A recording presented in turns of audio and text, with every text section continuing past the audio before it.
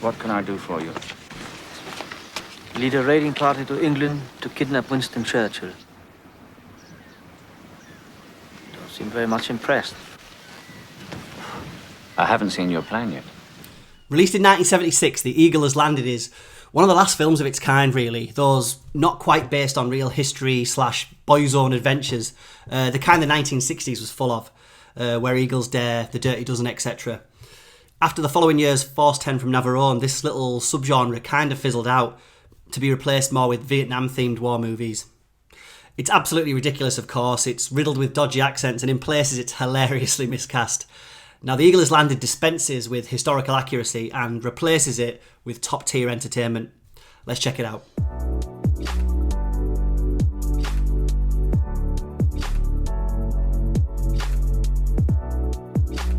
So based on the novel of the same name by author Jack Higgins, this is the story of a team of Adolf Hitler's top men who go on a covert mission to take out Winston Churchill. And in a film where you have cinema legends, Michael Caine, Robert Duvall, Donald Pleasance, all playing Germans, and Donald Sutherland playing an Irishman, you probably already know what kind of movie you're going to be in for. So here we have Sir Michael Caine playing Colonel Steiner, the commander of the group who will parachute into England, pretend to be a Polish regiment on a training exercise, and occupy a sleepy town that's close to a stately home where Churchill will soon visit.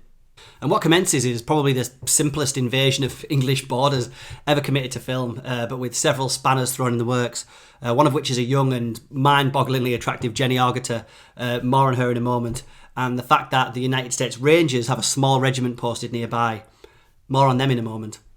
Now, one of my favourite things about The Eagle Has Landed is that the entire thing is so ludicrous. Of course, outside Donald Pleasance playing a pretty good Himmler, we have Robert Duvall as a colonel who orchestrates the mission. Now, Duvall looks the part but can't quite pull off the accent. We receive a routine report with a brief notation that next month, after visiting a local bomber command, Churchill will spend a weekend in a country manor less than 7 miles from a deserted coastline.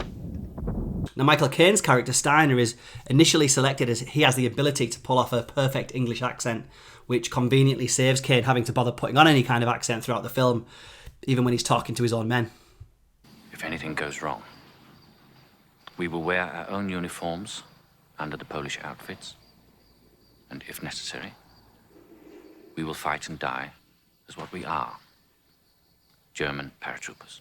So aiding the infiltration is an IRA member named Liam Devlin, played by a brilliantly bonkers Donald Sutherland, who, it's made clear, isn't so much a Nazi sympathiser, but is up for anything that involves sticking it to the English.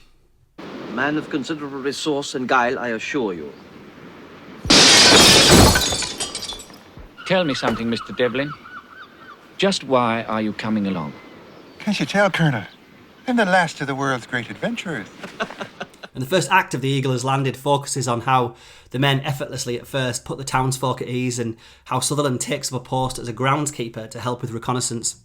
It's here he bumps into the 18 but nearly 19-year-old Molly Pryor, played by Jenny Agutter, and a quite creepy and uncomfortable romance is teased.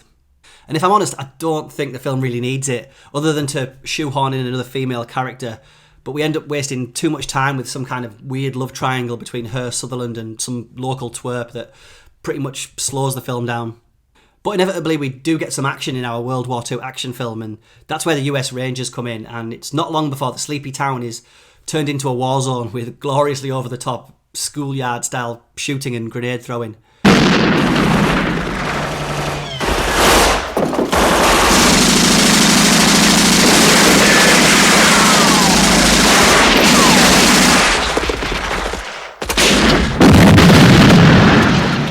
So it's Treat Williams' young soldier that notices things aren't quite right, but the real star of the second half of The Eagle Has Landed is Larry Hangman's Colonel Pitt.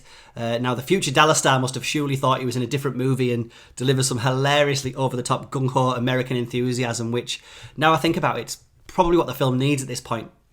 Well, pull yourself together, regroup. God damn it, do something, Fraser. This is Mallory. We've been clobbered. I don't know how many dead. I got that truck with a bazooka. A truck? What do they want, for Christ's sake? A silver star? It's just that when you're comparing that performance with, say, the seriousness of Jean Marsh as a Nazi spy the Germans make contact with, it's like two movies have been fused together. I do love Marsh's scenes, even if that part of the film teases a more subtle and sinister wartime thriller than what we actually get here. That's what I can hear in your voice. A trace of Afrikaans. My mother, since you noticed. She died there along with my sister in a British concentration camp. Or did you think the Nazis invented them? Guys, I'm Stephen at Real Classic Film Reviews. Drop a like below if you are a fan of this film and any other classic World War II action adventures, and subscribe to the channel for more videos discussing classic film. Now, general opinions on The Eagle Have Landed are pretty much split down the middle. I love it for its failings as much as its successes. Of course, it does start to fall apart if you stop and think about it for too long. So you really need to enjoy it as just sheer entertainment, as historical accuracy isn't really its concern, nor is realism for that matter. And I'll also admit that it does take a while for the film to kick into its gear. So maybe you need Donald Sutherland's drunken Cheshire Cat grinning loony to keep things lively. Just maybe not him rolling around the sand dunes with a schoolgirl. With much of the film set on the English coast, we do get some great scenery for the story to unfold in. I'm not sure of the actual name of the town that gets occupied here, but it looks lovely. And this film was actually shot during the summer of '76, one of the hottest summers on British record.